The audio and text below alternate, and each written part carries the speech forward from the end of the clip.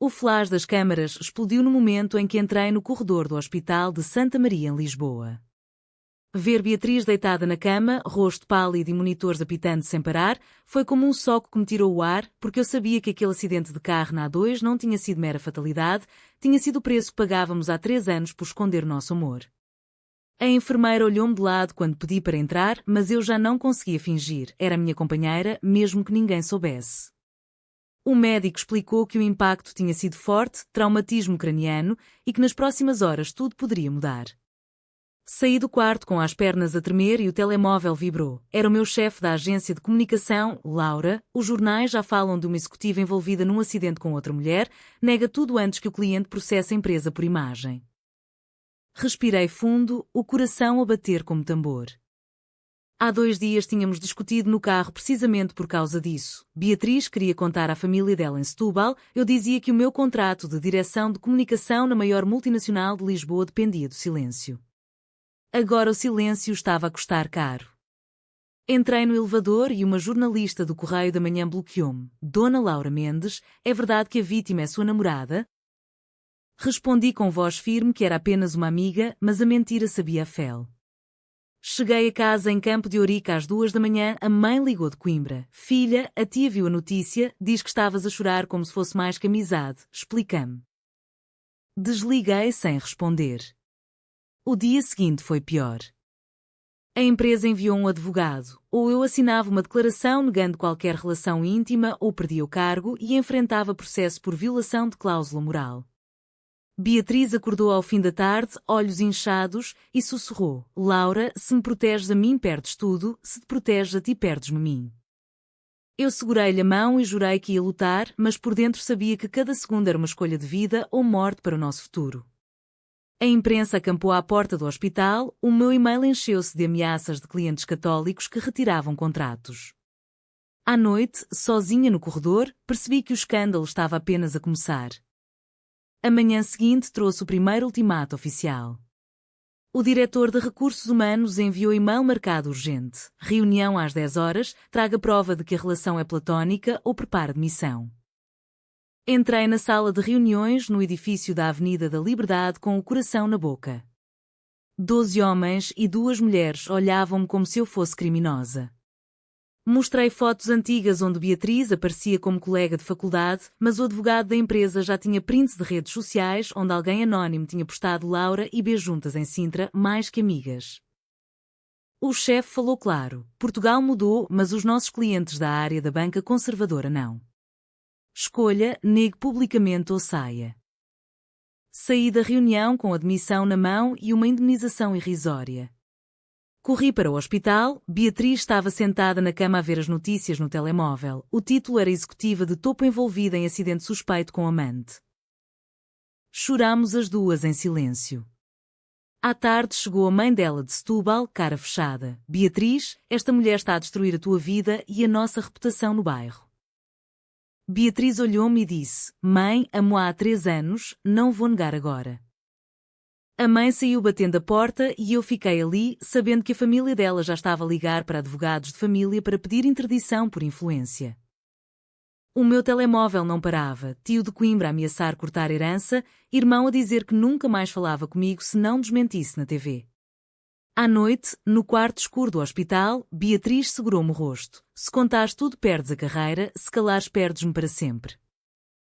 Decidi gravar um vídeo curto para o Instagram. A Beatriz é minha amiga querida, o acidente foi trágico, peço privacidade. Mas era tarde, já tinham fotografias nossas a dar beijo na testa no hospital. O processo chegou por e-mail. O cliente principal acusava a agência de promoção de valores contrários à ética familiar e exigia 250 mil euros. Dormi no sofá da sala de espera, sonhando com o dia em que tínhamos passeado felizes no mosteiro dos Jerónimos, sem medo. O dia seguinte foi o do primeiro confronto direto. O pai de Beatriz apareceu com um padre: ou acabas isto ou não voltas a ver os teus sobrinhos.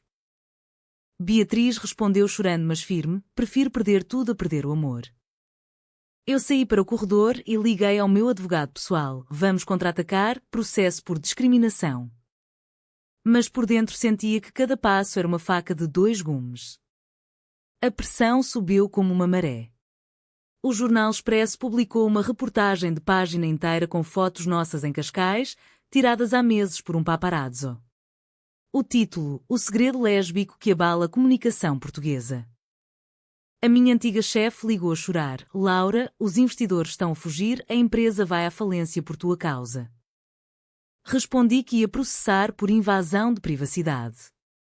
Mas Beatriz piorou, febre alta, os médicos falaram em possível cirurgia. Fui para casa buscar roupa e encontrei a porta arrombada simbolicamente, com um papel: arrepende-te ou o inferno começa. A família dela tinha contratado detetives. À tarde, na capela do hospital, rezamos as duas sozinhas e eu prometi: vou proteger-te custe o que custar. Mas o custo veio rápido. O Tribunal Laboral marcou a audiência para daqui a 3 dias, onde eu teria de declarar se era ou não relação amorosa. Beatriz disse baixinho: se disseres a verdade perdes o processo e a casa, se mentires perdes-me. Escolhi a verdade no papel que assinei ao advogado.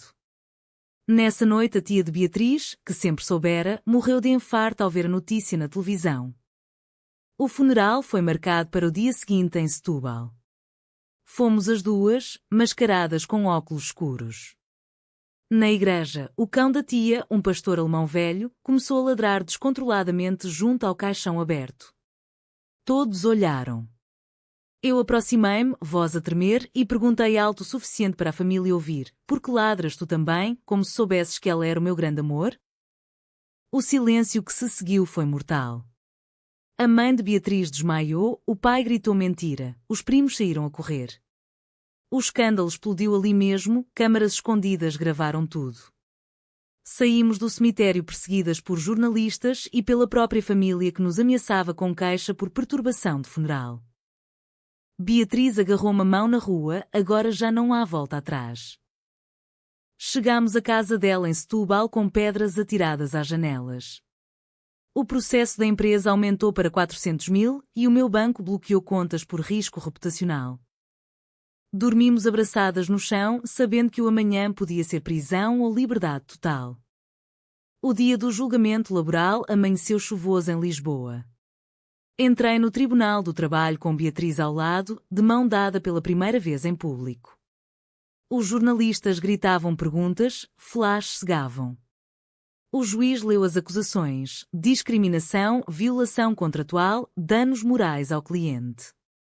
O advogado da empresa apresentou 47 provas, mensagens, fotos, testemunhas pagas.